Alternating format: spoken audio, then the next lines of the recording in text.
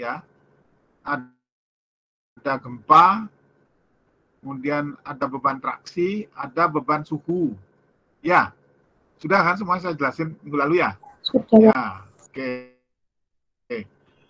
Begitu. Kita lanjut sekarang ini contoh soal cara perhitungan jembatan rangka batang ya. Ini secara teoritis. Contohnya nanti minggu depan mudah-mudahan saya sudah bisa memberikan contoh aplikasi ya, yang saya kebetulan ada rangka batang di Jember ya.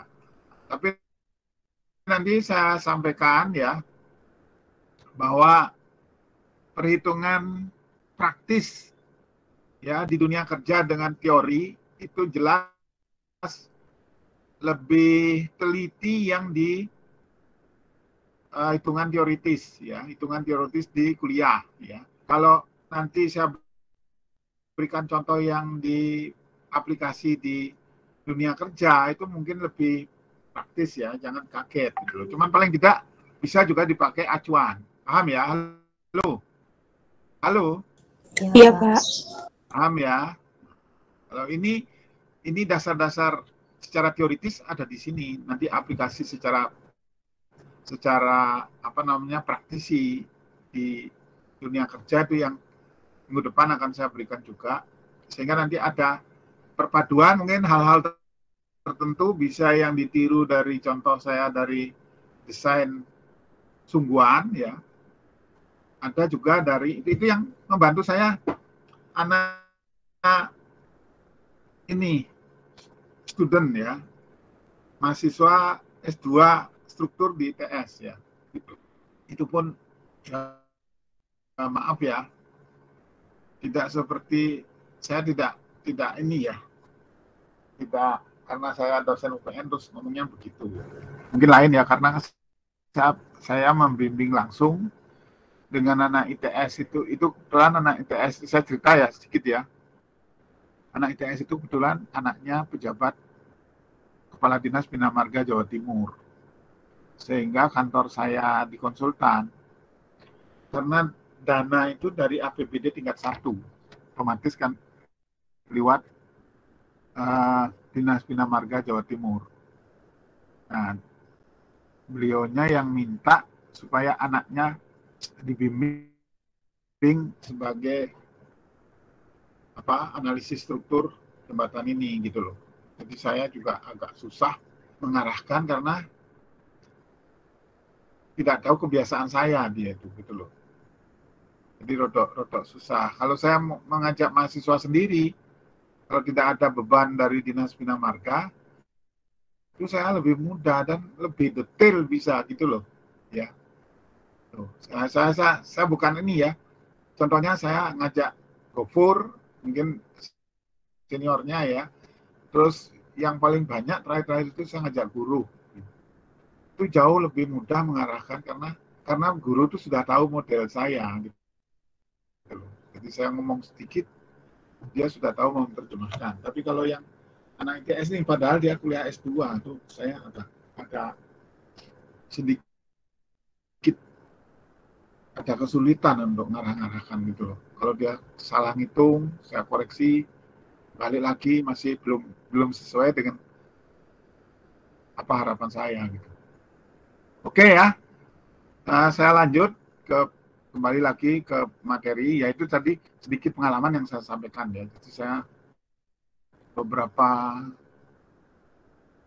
pengalaman saya menghitung jembatan ya, mulai dari JLB itu yang mungkin itu sudah Anda lihat di wilayah barat itu ya boleh dikatakan karya analisa struktur desain saya itu ya, di JLB itu. Kediri, terus sekarang Jember, itu. Nganjuk juga ada saya mereview itu, ya. Nganjuk di Jawa Timur lumayan lah, saya ada beberapa, ya. Oke, kita kembali lagi fokus perhitungan struktur ya. Beberapa hal yang perlu diperhatikan dalam melakukan perhitungan struktur yaitu peraturan bahan, ya. Jadi kualitas bahannya, kemudian di dalam LKS namanya rencana kerja dan syarat di proyek itu ya pasti ditentukan bahannya mana. Misalnya bahan-bahan lokal untuk bahan apa dasar dari beton, pasir pasirnya dari mana, kemudian apa agregat kasarnya, kerikilnya dari mana, itu peraturan bahannya itu ada ya. Terus semennya semen kelas berapa ya, kelas 1 apa kelas B, kelas 2 ya, ada 2A 2B kalau tidak salah ya. Kelas semennya di situ masih lebih hangat dari saya, banyak hafalnya, saya juga berapa hafal ya, sudah lewat puluhan tahun bukan belasan ya. Apa ilmu material bahan beton itu ya, kan itu sudah tahun berapa itu saya ya, sudah lupa ya, tapi masih lah ingat sedikit kalau kan karena saya juga nanti ke ininya ya, ke analisa strukturnya. Kemudian aturan dalam ilmu gaya, nah, itu gaya-gaya yang bekerja pada tadi sudah saya jelaskan masalah beban ya, minggu lalu sudah saya sampaikan tadi. Kemudian aturan dalam ilmu geoteknik, ya ini geografinya, lokasi jembatan yang akan dibangun, konturnya bagaimana ya, itu geografi sungainya ya, geografi dari sungainya gimana, itu nanti dituntut untuk membuat peta geografi ya. Meskipun bukan bidang saya, mungkin dari Pak Hendro Kustarto ya, yang ajar ya sama Budian ya. Halo. Halo. Iya, Pak. Ya, masalah geodetiknya. Jadi geodetik, jadi masalah ukur tanahnya, bagaimana membuat kontur dan sebagainya, itu ahlinya Pak Hendro karena beliaunya S1 S2 bidangnya itu. Ya. Yang terakhir itu metode pendirian jembatan. Ya. Bagaimana mendirikan terutama bangunan atas ya. Kalau bangunan bawah biasanya kalau selesai ya selesai gitu ya. Mulai mengerjakan misalnya borpel atau tiang pancang, mengerjakan kalau dia di tengah sungai, kalau sungai masih ada alirannya, menggunakan alat apa untuk mancang misalnya di tengah sungai, itu bagaimana membuat kisdamnya, itu ada semua itu dari metode pelaksanaan MPK ya, metode pelaksanaan konstruksi. Sudah ikut ya MPK-nya? Sudah, Pak. Iya, tapi sekarang saya sudah nggak megang itu ya, karena katanya itu bukan bidang saya. Padahal kalau menurut saya itu bukan masalah bidang, itu kan masalah apa istilahnya experience ya, pengalaman di lapangan itu gitu loh. Kalau menurut saya kalau melihat dari segi experience justru dosen-dosen yang baru itu, ya maaf saya bukan meremehkan sama sekali, mulai experience-nya nggak ada. Dia nggak tahu bagaimana sih ngebor, bagaimana mancang, bagaimana ngetes PDE-nya, bagaimana tes lateral, ya itu nggak ngerti. Orang-orang yang baru-baru itu, ya nggak tahu kalau seperti Pak Yeri karena dia kan memang itu bidangnya, mungkin dia ini. Kalau Budian kan tidak ngajar juga, tidak ngajar masalah metode pelaksanaan konstruksi. Sekarang yang saya lihat ya cuman Pak Dita yang punya pengalaman ya. Itu pun di jembatan saya yakin Pak Dita juga belum punya. Belum pernah Pak Dita. Kalau ninjau mungkin ya. Kalau ninjau mungkin, tapi kerja betul-betul cimpung seperti saya untuk di jembatan tuh saya yakin Pak Dita belum pernah. Kalau di gedung sih sama. Kalau di gedung saya dengan Pak Dita ya jauh dari segi ini ya, jam terbang istilahnya. Jam terbang juga saya sekarang di Probolinggo, saya juga rumah sakit itu juga berat itu, mulai dari profile sampai nanti bangunan atas ya. Oke ya, ini jadi metode pendirian jembatan, nanti ini menyangkut erection dan sebagainya ya. Kemudian perhitungan struktur ya. Sekarang untuk jembatan baja karena beratnya ini kita langsung fokus ke ini ya, jembatan rangka batang, karena tugasnya itu adalah rangka batang ya. Oleh karena itu saya dulukan. Nanti minggu depan saya berikan sesuai dengan janji saya untuk tugas bidang praktisi ya, praktisi. Terus kedua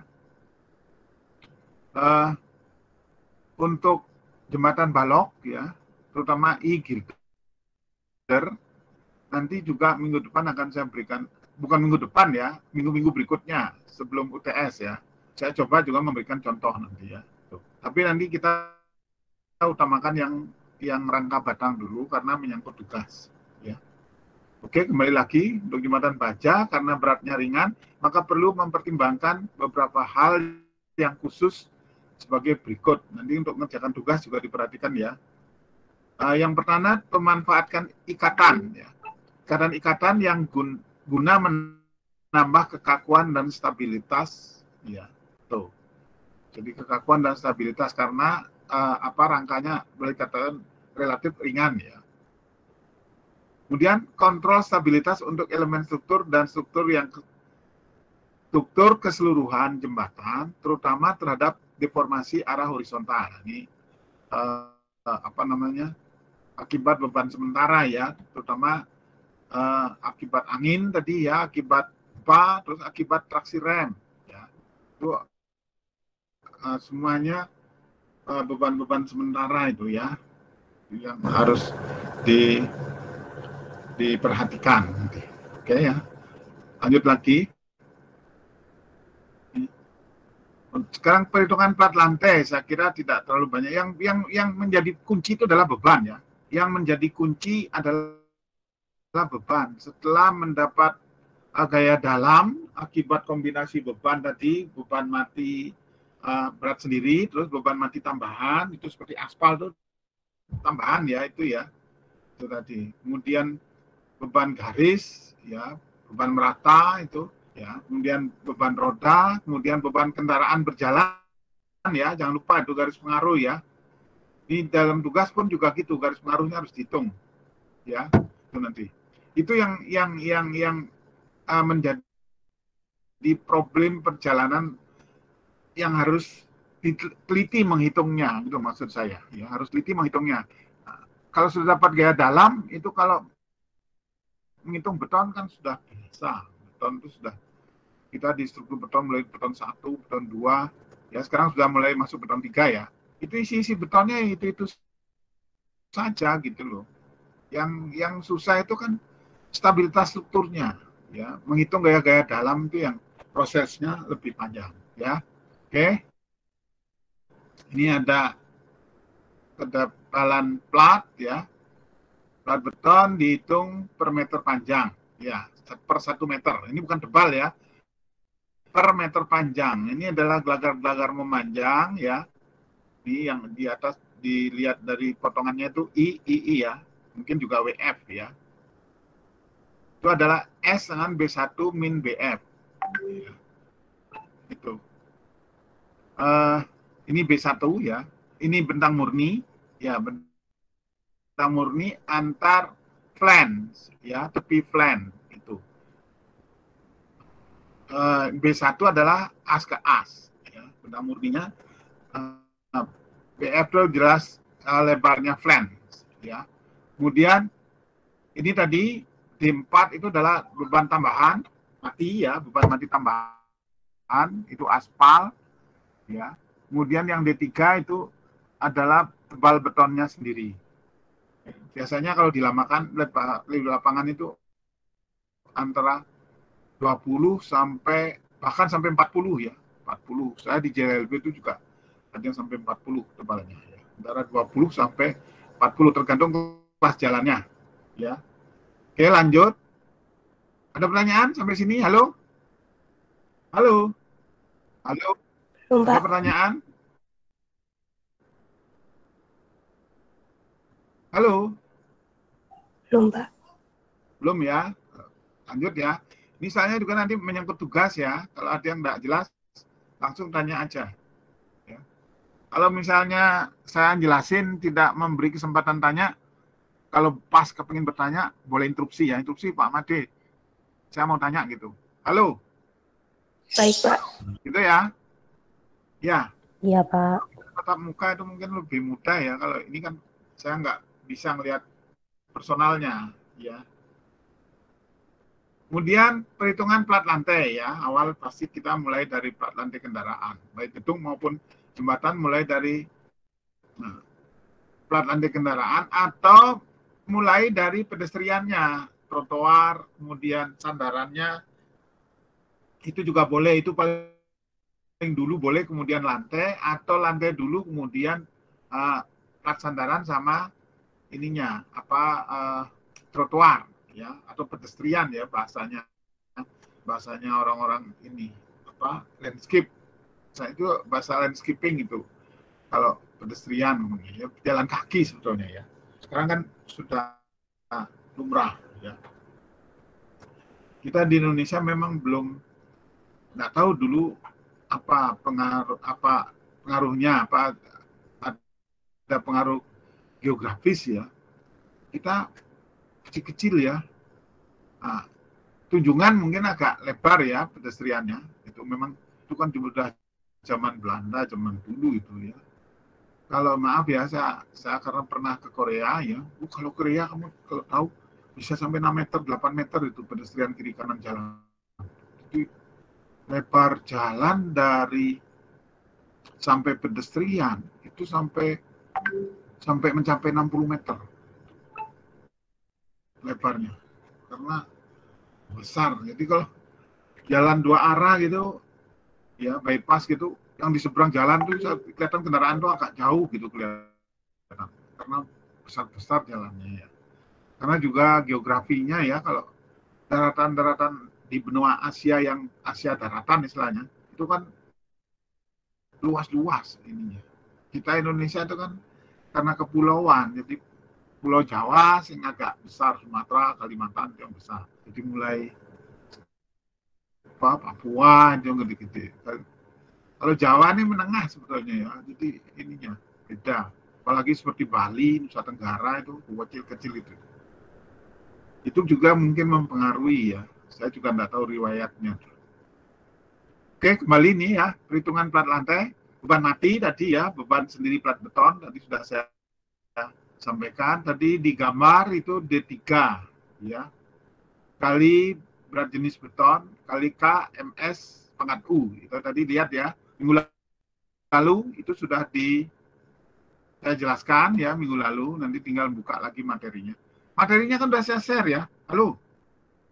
Nah, materi yang ini sudah saya share. Nanti kalau yang contoh soal yang praktis-praktis nanti susul saya berikan. Kemudian beban aspal tadi beban mati tambahan istilahnya, ya. Di dalam peraturan jembatan itu beban mati tambahan, ya.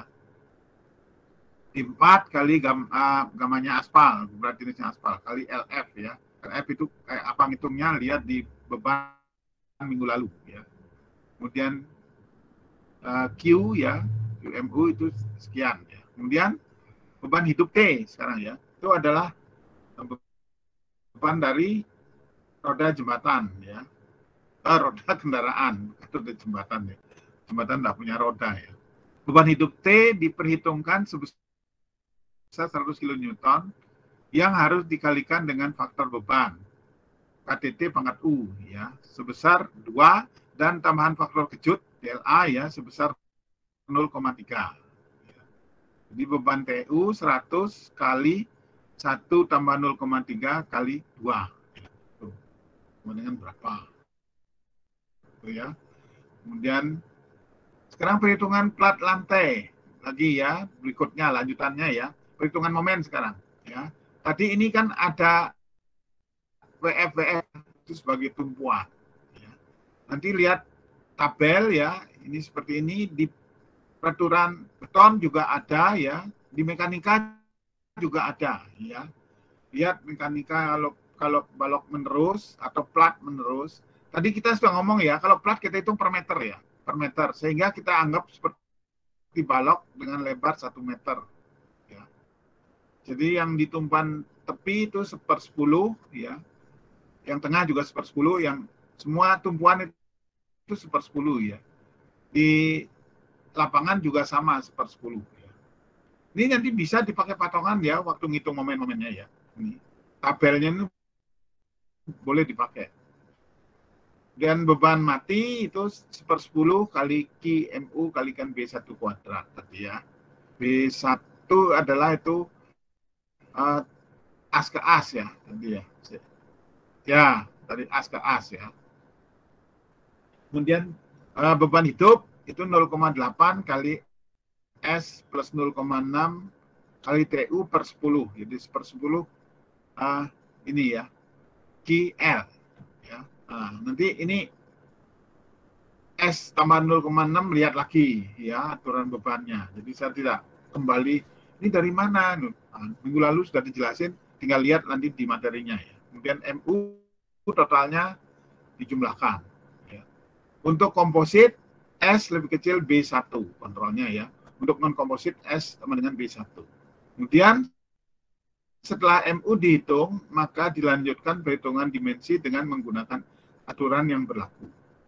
Lihat PMS, lihat SNI pembebanan juga ya. Untuk beban gravitasi ini ya itu juga ada aturannya. Itu tadi lihat kemarin yang sudah menerima tugas dari saya itu dilihat ya. Ya mungkin kalau dosen lain nanti tidak seperti itu ya lengkapnya. Bisa ngadopsi dari temannya yang mendapat tugas dari saya itu bisa ngadopsi aturan-aturannya ya. Sehingga nanti aturannya tidak lengkap. Seperti beban gempa itu tidak boleh sembarangan, itu sudah ada aturannya. Ini 2833 ya. Lihat itu. Ya. Untuk dosen lain mungkin tidak ada ininya, kelengkapan peraturan dalam soal. Itu tidak seperti yang saya berikan kepada mahasiswa yang bimbingan saya ya. Oke, lanjut. Gak ada yang tanya? Halo, gak ada yang tanya? Halo? Halo? Sampai beban ini tadi ya. Sampai beban mati dan hidup. Sampai dapat momen MU. Halo? Halo? Iya Pak, masih belum Pak. Silakan kalau ada yang bertanya. Ya. Kalau malah kalau masalah faktor-faktor beban, itu kembali saya katakan, supaya kita efektif kuliahnya, nggak usah tanya sekarang lagi, kembali nanti lihat materinya. Ya. Kecuali kalau ada pertanyaan lain ya, yang mungkin lebih mengarah ke ini, analisisnya yang belum dipahami, arahnya ke sana. Kalau masalah peraturan-peraturannya ini, masalah koefisien apa gitu, nanti lihat kembali materinya. Ya. Baik Pak. Oke, lanjut ya. Nah, ini sekarang kalau tidak ada pertanyaan, sekarang kontrol geser. Ya. Ini yang beban T ya, kayak geser V. Itu KTT yang 100 tadi ya. KTT pangkat U kalikan 100 kalikan 1,03 tadi ya, faktor bebannya. Kemudian kalikan luas bidang kritis. Ya, ini luas bidang kritisnya mana? Ini ya. Ini ya. Kalikan keliling. Ya. Ini berapa nih panjangnya? Misalnya ini 45 derajat gitu ya, misalnya ya. Berarti kalau ketebalan D3 itu berapa? Situ nganggapnya 20 apa 25 apa 30 sampai 40 misalnya. Gitu.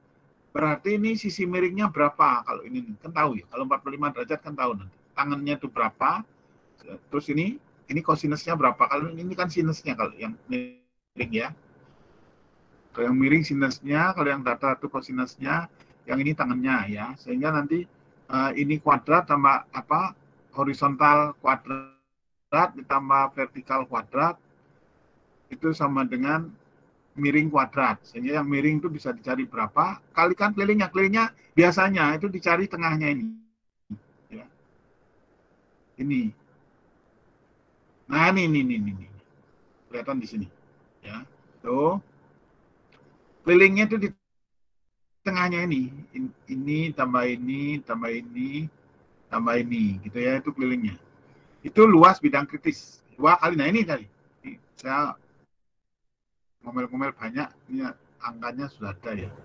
2 kali B0 ditambah D0. Ya. B0 ini ya. B0 ditambah D0. Nah, ini berarti apa?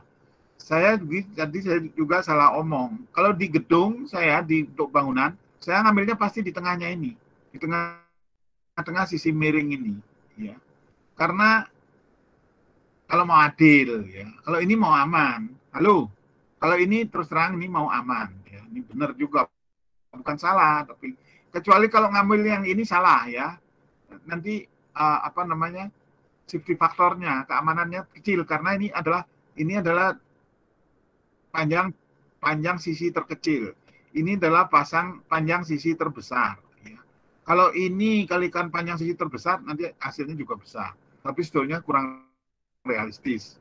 Tapi dari segi faktor safety, keamanan itu jauh lebih aman. Sebetulnya yang idealis, ya, yang idealis itu adalah yang tengahnya sini ambilnya.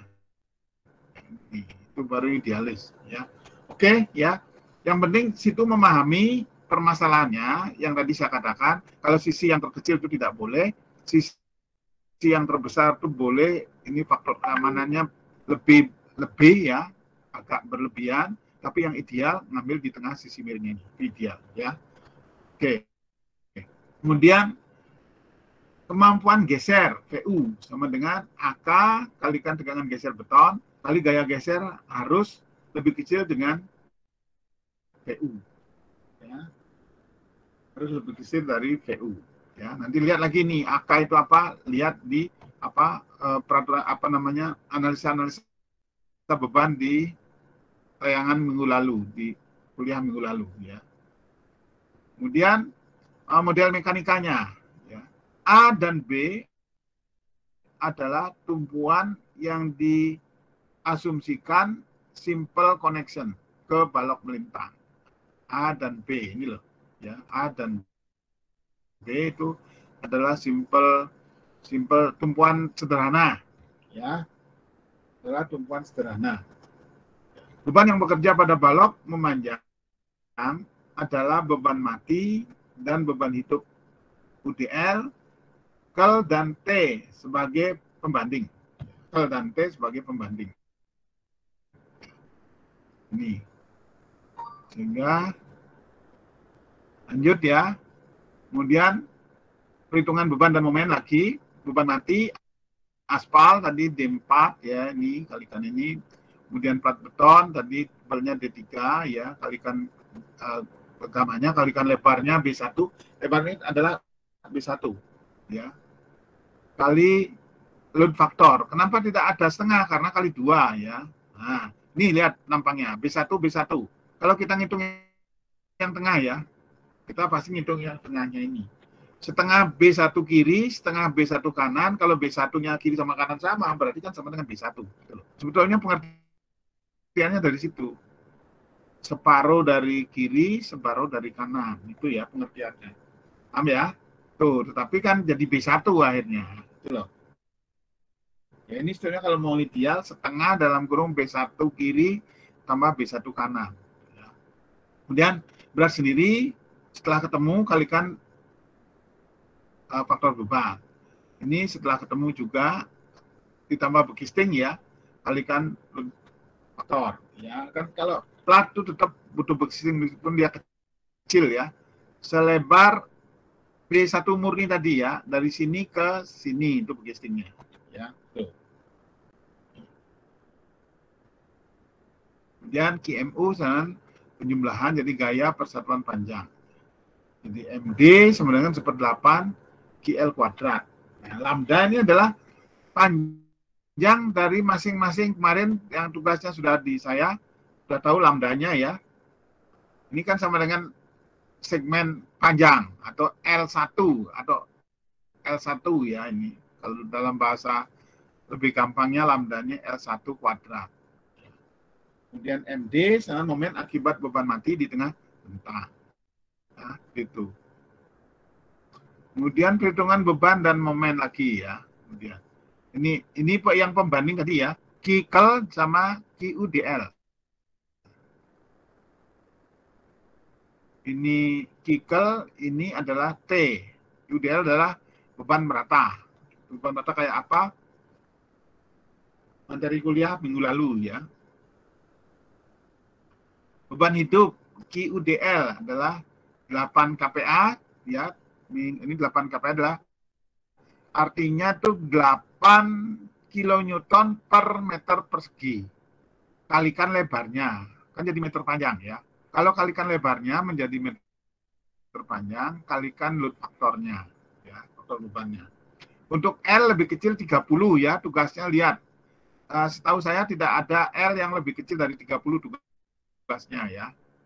Semua di atas 30. Antara ketentuan tugas adalah antara 30 sampai 70. Tapi saya ingat kemarin tidak ada yang lebih 60 ya.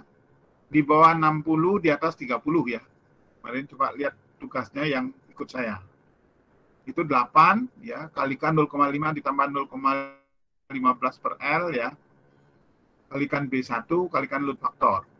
Untuk L yang lebih besar 30 ya. Ini rumusnya. Jadi untuk mengerjakan tugas juga mungkin yang tugasnya di saya pasti yang ini yang kepake ya. Yang L lebih besar 30. Ya. Kemudian beban hidup Kikel adalah 44 kilonewton per meter ya. Itu juga itu lihat persyaratan bebannya ya, kalikan B1, kalikan faktor beban dan masih harus dikalikan dengan 1 plus DLA. Itu semua lihat persyaratan pembebanan yang kuliah minggu lalu ya. DLA untuk beban kel diambil sesuai grafik dalam BMS 92 ya. Di tugas juga sudah ada tuh BMS 92 dipakai ya. Kemudian momen akibat B, beban hidup maksudnya ya. Momen akibat beban hidup ML1 ya. Dengan 1/4 ya. 1/4 PL. 1/4 PL ditambah 1/8 GL kuadrat. Ini sudah rumus-rumus umum mekanika zaman mekanika 1 ya. Tuh. Oke, langsung.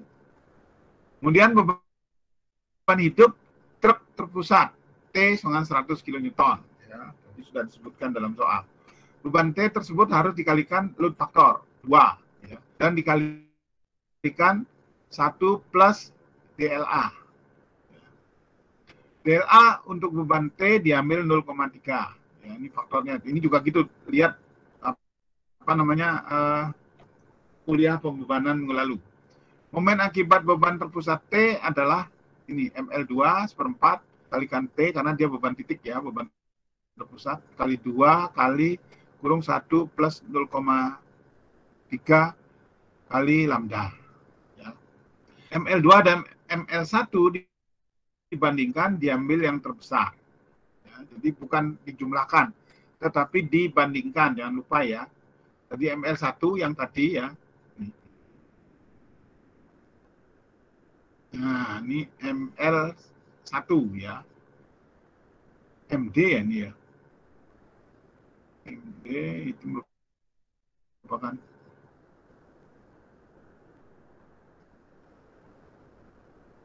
ya.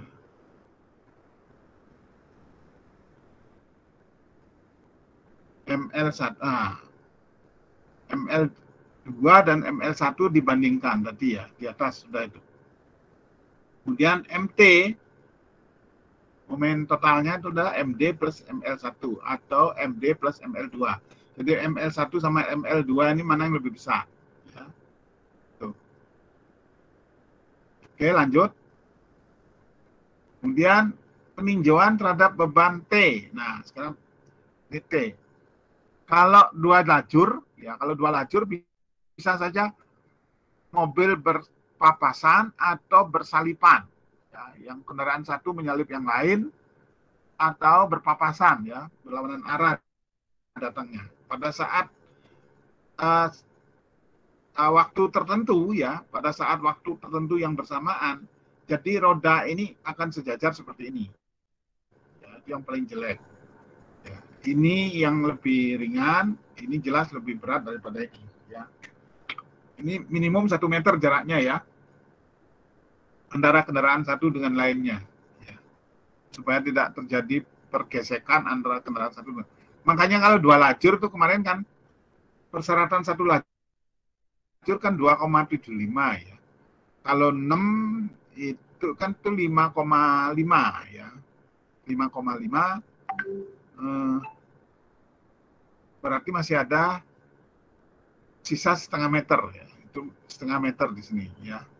Tapi nanti di dalam ininya tetap pakai ininya 1 meter nggak apa-apa ya. Dalam aturan pembebanannya tetap dibuat 1 meter.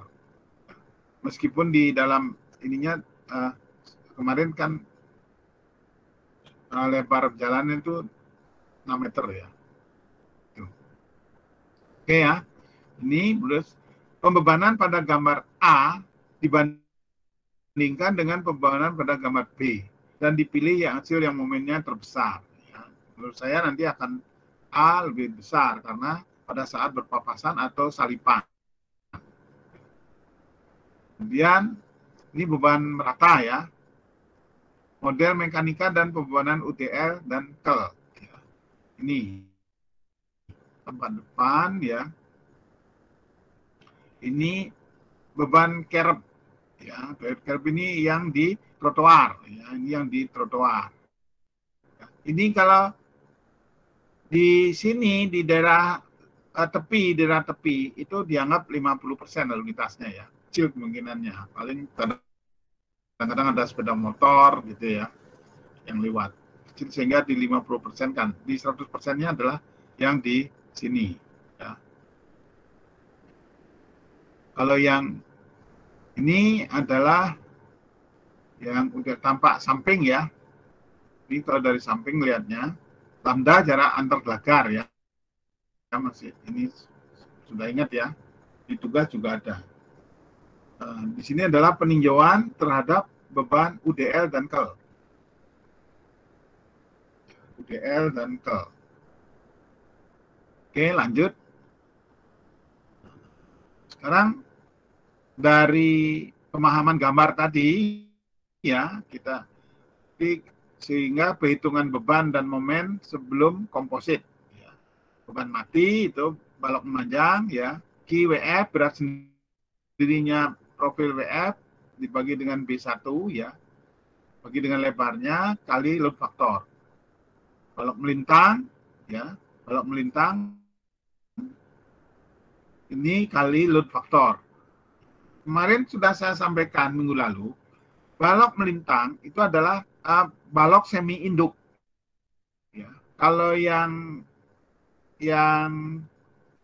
memanjang itu adalah balok anak ya untuk jembatan rangka batang. Ya. Nanti yang balok melintang ini reaksi tumpuan kiri dan kanan yang membebani struktur rangka batang itu menjadi reaksi tumpuan dan menjadi beban terpusat pada setiap titik simpul. Kemarin yang ngambil tugas ke saya sudah saya jelasin juga ya pola prosedur kerjanya beban ya. Kemudian plat beton D3 kalikan gamma kalikan lambdanya kalikan load faktor ya. Oke, kalau sudah load faktornya dikalikan ini istilahnya apa ya? Jangan rancu pengertiannya ya. Di atas kita sudah semua pakai load faktor ya. Di sini jangan dikalikan lagi gitu.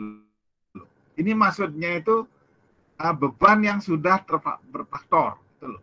Beban yang sudah berfaktor. Jangan nanti di depan menghitung beban sudah ada load faktornya, di sini kalikan lagi nanti numpuk-numpuk double-double ya. Meskipun ini ada tulisannya begini lagi, bukan berarti kalikan lagi baru, bukan.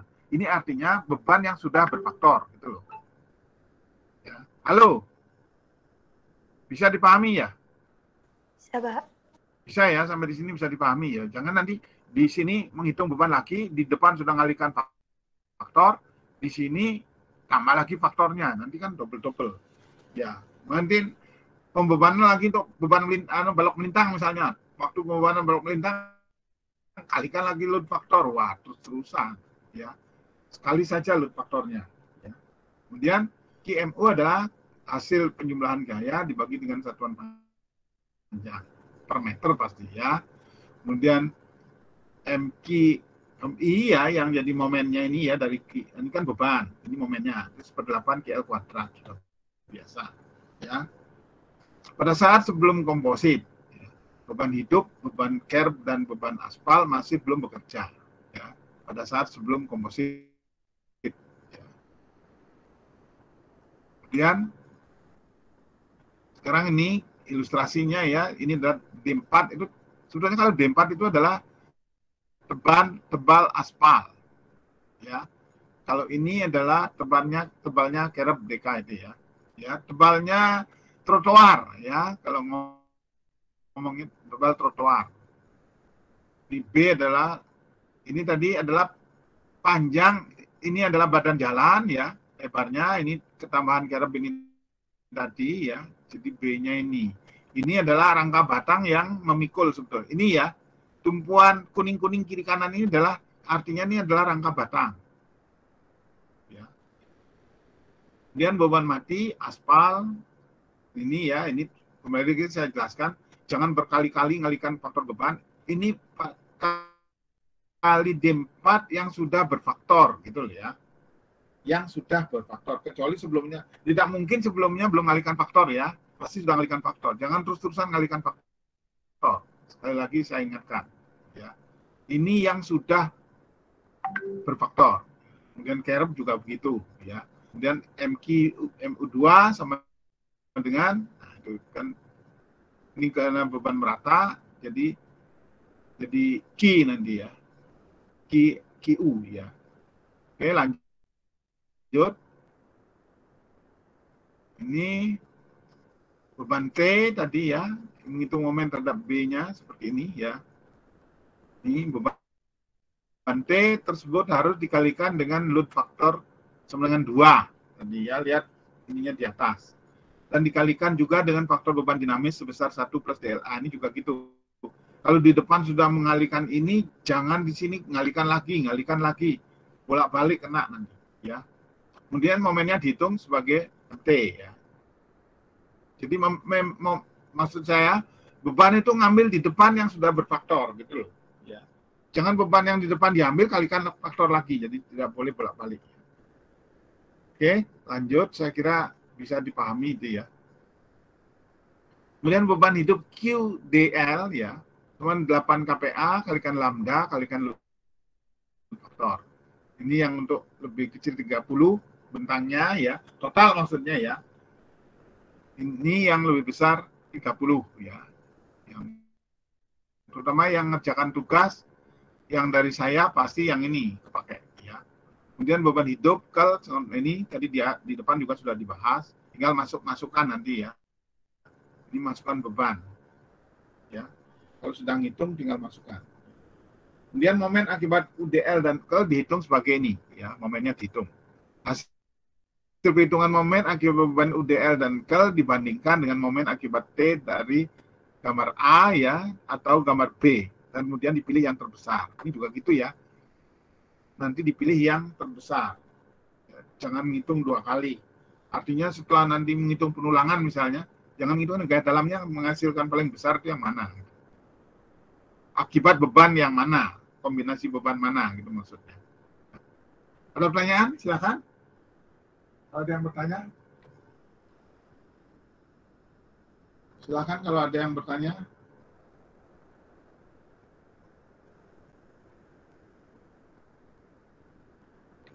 Halo? Sampai di sini bisa dipahami? Halo? Insya Allah bisa, Pak. Bisa, Pak. Oke, kalau gitu ya. Bagus, mudah-mudahan sesuai dengan harapan saya. Oke, kalau nggak ada pertanyaan, lanjut lagi. Nah, ini perhitungan balok melintang sekarang ya. Tadi sudah balok melintang, ini kontrol tegangan yang terjadi. Nah, ini sigma 1 atas bawah ya, sebelum komposit. Ya, ini setelah komposit. Ya. Ini akibat plat, ini akibat baloknya. Ya. Kemudian ini ya, setelah komposit, kemudian ini tegangan akhir. Yang ini sigma 1 tambah sigma 2. Ya, ini juga gitu ini. Sigma 1 ini sigma 2 aksen ya. Tekan ya sini ya. Di sini adalah sigma 1 ditambah sigma 1 aksen. Ya, di sini. Ini ada sigma A-nya. Kalau akibat plat kan tidak ada yang harus ditambahkan, dia sendirian. Ya, ini akibat plat, momen plat. Ini yang dibalok, ya. sebelum komposit, setelah komposit ya, ini tambahkan ini sama dengan ini ya. Terus ini adalah ini tambah ini ya. Jadi ini. Ada pertanyaan tentang masalah diagram tegangan? Paham ya? Halo? Yang ada koaan ini paham nggak? Silakan tanya. Di struktur baja sudah diajari komposit? Sudah, Pak. Sudah ya, berarti kan sudah tahu ya. Jadi ini akibat dari momen plat, ya. Terus dia membebani balok. Jadi ini di sini sebelum balok bekerja, ya. Tidak ngomong terus ya. Di sini yang ini yang orin ya ini ya. Yang orin itu adalah plat belum bekerja ya, beban plat belum masuk ya. Di sini beban plat masuk ya. Di sini ini adalah tegangan akibat momen plat. Ini adalah tegangan yang timbul di balok akibat plat dan berat balok ya. Beban balok. Jadi ini ya. Kemudian maksud saya gini, yang kedua ini itu adalah beban plat terhadap balok ya. Ini plat saya sendiri, ini bebannya, dampaknya pada balok ya. Ini belum ada platnya, ini tambah ini jadi ini tambah ini jadi ini, sedangkan platnya tetap ya. Betul. Paham ya? Halo? Paham? Ya. Iya, Pak. Ya. Mencari tegangannya bisa toh? Ayo. Gimana rumus tegangan? Yang umum aja, gimana? Rumus tegangan. P kali per A ya. Ya? P per A. Apa? Halo? Halo? Itu tadi siapa ya? Fadila ya? Fadila ya? Rumusnya tegangan P per A, Pak. P per A, Pak. P per A? Itu tegangan apa? Yo. Tegangan apa? Kalau jawabnya itu. Tegangan lentur itu, Pak. P itu apa tadi? Bebannya. Iya, beban apa? Beban lentur, apa beban normal, apa beban aksial? Ayo. Beban Aksial. Ya? Halo? beban lentur, Pak. Nah, nggak bisa kalau P beban lentur. Kalau ngitung lentur apa anunya? Notasinya. Halo? Halo?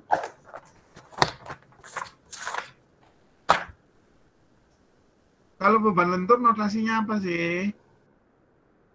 Aduh, mekanika dasar satu. Momen, Pak. Momen. Kalau P per A atau P per A itu apa? Jadi gaya dibagi dengan luas bidang. Ya, itu artinya apa? Tegangan apa itu? Ayo. Tegangan normal, Pak. Kalau yang di sini kita bicarakan apa? Tegangan apa? Tegangan lentur.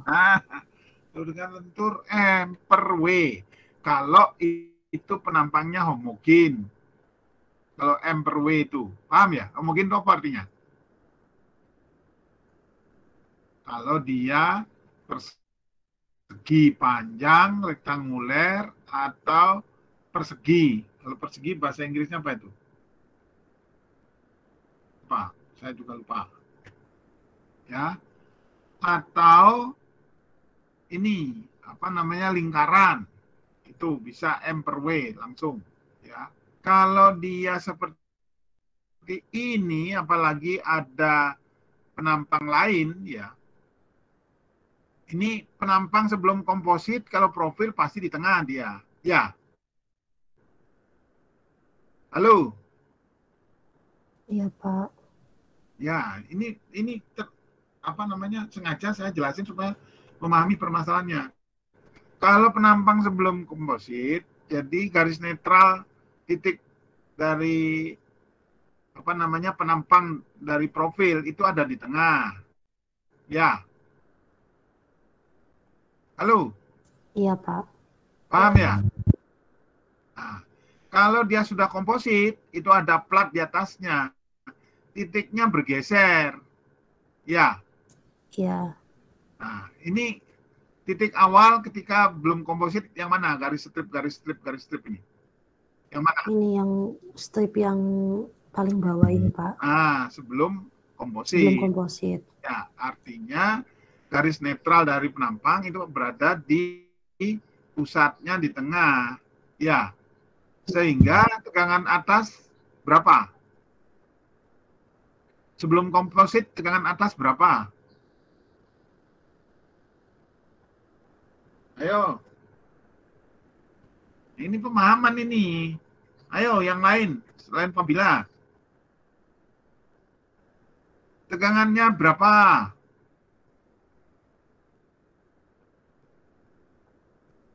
Kan tidak bisa M per W sekarang. Apa kalau ini? Sigma 1 sama dengan? Momen dikalikan setengah tingginya. Sekarang ngomong kalau atas itu apa? YA. Kalau bawah YB. Ya. Ya. Kalau sigma 1 berarti M dibagi dengan M kali YA. M kali YA per IX. Hah? Momennya siapa IX? Per I. Ya. Dalam hal ini karena ini profilnya berdiri seperti ini pasti IX. Ya. Jadi M sigma 1 dengan M kali YA per IX. Kalau yang bawah, karena dia di tengah, sama kebetulan YA sama dengan YB. Ya. Halo? Iya, Pak. Nah, sekarang kalau yang sesudah komposit, dia kan berubah. Ya. Iya, Pak. YA, YB-nya berubah. Sehingga itu di sini adalah M. Ya. Nah, sekarang M-nya adalah akibat momen plat. Ya, bukan dari momen balok. Ya. Halo? Iya, Pak. Karena komposit sudah berjalan, platnya dihitung.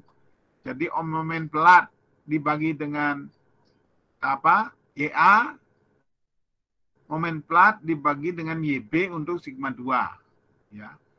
Yang sigma atas 1 itu adalah M kali YA dibagi dengan I. Ya. Itu.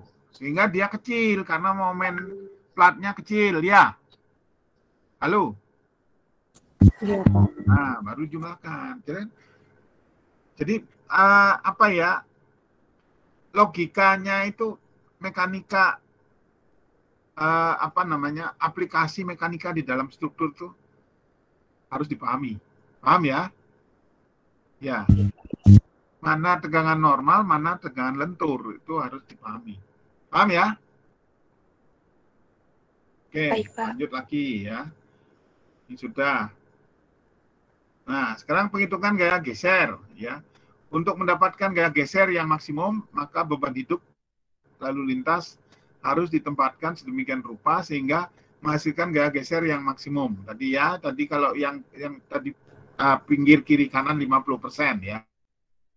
Kalau ini digeser ke kiri jadi berapa ya? Ini yang 50%, ini yang 100%. Kalau di ini ya, ini kel yang atas, yang bawah UDL. Kel apa UDL itu lihat ini apa ya, notasi anunya apa, kategori bebannya, beban apa, kel sama UDL itu dilihat pembebanan minggu lalu ya. Nah, terus digeser ke kiri sekarang, ke kanan ya, digeser ke kanan, yang atas adalah kel, yang bawah adalah UDL ya. Ini nanti bandingkan yang paling maksimum yang mana gitu ya. Ini 100%, ini 50%-nya. Ini juga gitu, ini 50%, ini 100%-nya. Kemudian, nah ini tadi yang saya katakan.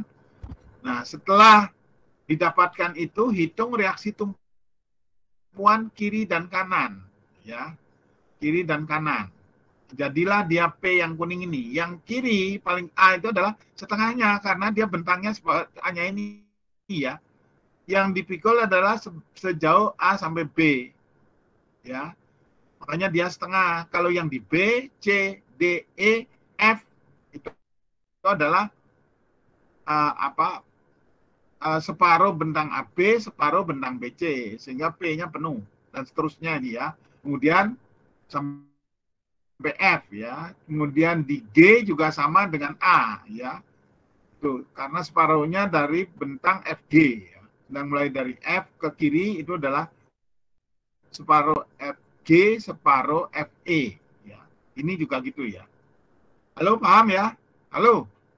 Bisa Ya, paham Pak. ya? Itu. Ini tadi baru ngitung dari reaksi dari beban bawah, kendaraan dan sebagainya itu total ya. Nah, yang di atas ini belum kelihatan ya. Ya, kalau ada lagi rangka pengikat rangka batang kiri dan rangka batang kanan, ada profil-profil pengikat. Di sini juga ada reaksi tumpuan nanti HI JKLM. Ini juga gitu nanti. Yang di H separuhnya, yang I penuh, JKL penuh, M juga separuh. Ya, seperti ini. Nah, ini beban kel dan UDL. Ini adalah beban meratanya. Ini juga harus dihitung nanti. Ya. Berapa itu nanti separuh beban merata dibeban oleh rangka batang kiri dan separuh dari rangka batang kanan. Ya, beban merata kali panjangnya ya dibagi separuh, bagi 2 maksud saya. Itu nanti adalah kiri dan kanan ini per meter boleh ya. Nih, oke ya. Ini hitungan beban P, berat profil M, ini logikanya yang ini dari reaksi tumpuan ya, menghitung reaksi tumpuan ini logikanya. Ini berat profil per meter kali lebar jembatan kali setengah kan. Nah ini kenapa setengah? Karena berdua kalikan load faktor ya. Ya sekali lagi saya ingatkan, load faktor ini bukan baru lagi ngalikan, bukan baru lagi ngalikan. Ini yang sudah berfaktor ya. Sekali lagi saya tekankan, jangan sampai keliru. Nanti selalu menghitung reaksi, ngitung lagi beban faktornya. Ngitung momen, ngitung lagi beban faktor. Lama-lama dimensi profil rangka batangnya bisa jadi tidak karu-karuan besarnya ya, bisa berlebihan ya. Jadi over dimensi akhirnya ya, tidak seperti itu. Jangan sampai lupa, jangan sampai keliru terus-terusan ngalikan faktor ya. Kemudian BV beton ya, tebal kali lebar tadi ini ya, ini untuk menghitung beban meratanya tadi ya. BV aspal ini juga gitu untuk merata ya. Berat profil ini juga termasuk nanti merata perpanjang per meter lari, per meter panjang ya. Ini digabung dengan ini dan ini ya. Ini berat profil lebar ini biasanya kita untuk menghitung beban terpusatnya. Keempat macam beban tersebut dijumlahkan sehingga menjadi beban P ya. Ini ya. Beban P. Nah, ini tadi saya mungkin agak keliru sedikit ya. Ini beban yang membebani balok melintang ya. Balok melintang kemudian dibagi 2 ya, kiri dan kanan menjadilah P ya. Nah, ini dia. Ya. Untuk menentukan gaya-gaya batang maksimum pada elemen rangka harus menggunakan garis pengaruh. Nah, ini tadi dari masing-masing elemen batang rangka. Nanti harus bebankan garis pengaruh juga. Tadi sudah di awal sudah saya bilang, selain beban merata, beban mati sebagai beban P, tapi nanti beban berjalan juga harus dihitung. Setelah garis pengaruh tergambar, maka gaya luar yang bekerja diletakkan pada tempat-tempat di mana terdapat nilai garis pengaruh yang maksimum ya. nanti P yang paling berbahaya ada di mana, dibuatkan garis pengaruhnya. Mana menghasilkan garis pengaruh paling besar terhadap suatu batang, ya, itu yang dipakai patongan nanti untuk penjumlahan antara garis pengaruh dengan beban-beban terpusat hasil apakah pakai program, ya, apakah pakai ini sudah gak zamanan gitu. Gak zamannya ya pakai Cremona, pakai Ritter, pakai cara Kuhlmann dan sebagainya, itu sekarang sudah bisa pakai program, ya. Garis pengaruhnya juga begitu. Jadi tahu nanti ini cara menghitung garis pengaruh bisa dilihat ini P, ya, cara menentukan beban V dan vehicle, ya. Beban UDL kalikan lambda kalikan lebar jalur lalu lintas kalikan load faktor, ya, ini sudah berfaktor, kalikan setengah ditambah beban hidup trotoar. Dan vehicle itu adalah beban kel kali DLA, ini di depan kalau tidak paham yang peraturan pembebanan minggu lalu dibaca, ya, kali lebar jalur lalu lintas kali load faktor kalikan setengah. Beban hidup trotoar dapat dihitung dengan cara beban hidup trotoar per meter persegi kali lambda kali lebar trotoar, ya, yang berdekatan dengan rangka yang dihitung. Ini untuk beban trotoar, ya, untuk pedestrian. Kemudian bila beban hidup trotoar sudah dimasukkan pada saat perhitungan beban total trotoar, maka beban hidup trotoar tidak perlu lagi ditambahkan pada beban V.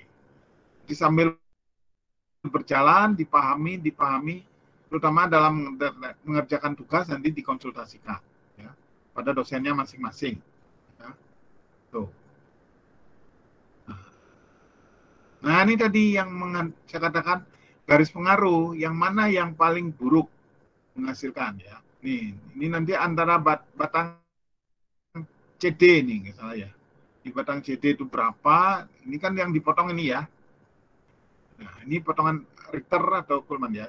Ini lihat di sebelah kanan itu cara-caranya, metodenya, ya. Yang di kotak paling atas, cara mendapatkan beban hidup kendaraan pada garis pengaruh, ya. Yang di kedua ini garis pengaruh JD, ya. Nah, ini loh, garis pengaruh JD ini, ya, maksudnya bukan apa JD ini, jangan bingung. Ini dari titik J ke D. Ya, tadi saya sudah ngomong juga, ya, mana nanti paling berat. Pilih yang besar dari beban warna kuning atau warna hijau. Yang mana menghasilkan garis pengaruh paling besar antara yang hijau ini sama yang hijau kuning, warna kuning.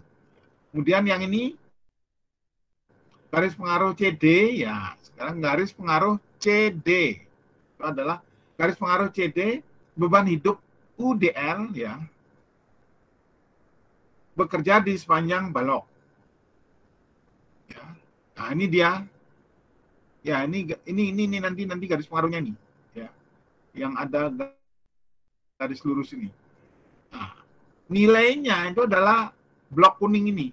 Kalau ini nilainya adalah blok oranye ini, ya. Yang atas itu minus, bawah plus. Ya. Tuh. Paham, ya? Halo, paham sampai di sini? Ya, Oke, Pak. lanjut, ya. Dan ini faktor bentuk, ya, ini peletakan. S dengan A per P kalikan TE. A dengan luas permukaan terikat, ya. Luas permukaan terikat.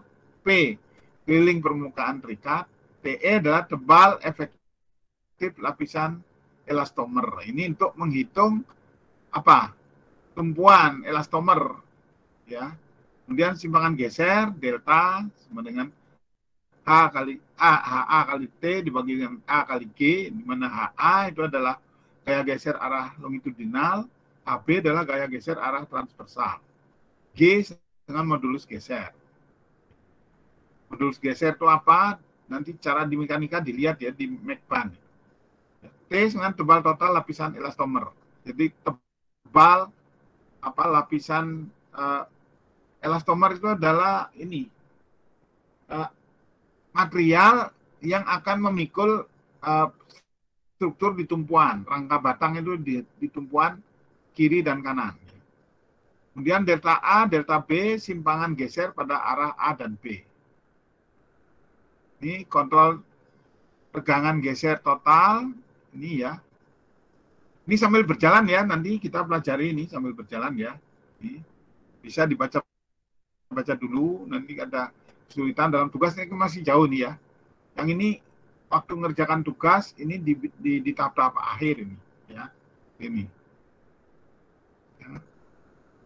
Kemudian ini juga gitu. Ya. Jadi nanti saya jelaskan lebih lanjut ya. Terutama yang tugasnya ke saya. Ya. Iya. Ini adalah panjang lapangan jarak gelagar melintang. Optimum. Ya, seperti ini. Ini adalah berat gel melintang, ya, gelagar melintang ya. Dan gelagar memanjang. Seperti ini, lambda 1, lambda 2, lambda 3, lambda 4 dan lambda dan seterusnya ya. Ini yang optimum ya. Jadi lengkung ini yang paling besar. Ini ketika kita menghitung kombinasi beban antara garis pengaruh dan berat beban-beban lain berdasarkan statika, yang statis ya. Statis sama beban berjalan. Seperti ini. Lambda 1, lambda 2, lambda 3, lambda 4, lambda 5. Seperti ini ya. Oke. Ini ya, batang diagonal. Ya. Maaf ya, ini saya soalnya juga ada rapat habis ini. Sampai di sini dulu ya. Baik, halo. Pak. Iya, Pak. Baik, Pak. Dulu, nanti minggu depan kita terusin ya. Mungkin lebih detail. Dari sampai di sini penjelasan saya bisa diterima. Halo. Bisa, Bisa Pak. dimengerti ya? Bisa, Pak. Oke. Kalau gitu saya akan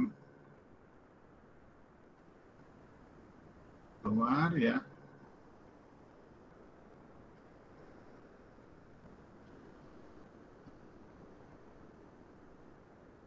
Permisi Pak Made. Ya. Mau bertanya Pak, ini saya yang bimbingan jenengan tugas beton 3 Pak. Itu teman-teman belum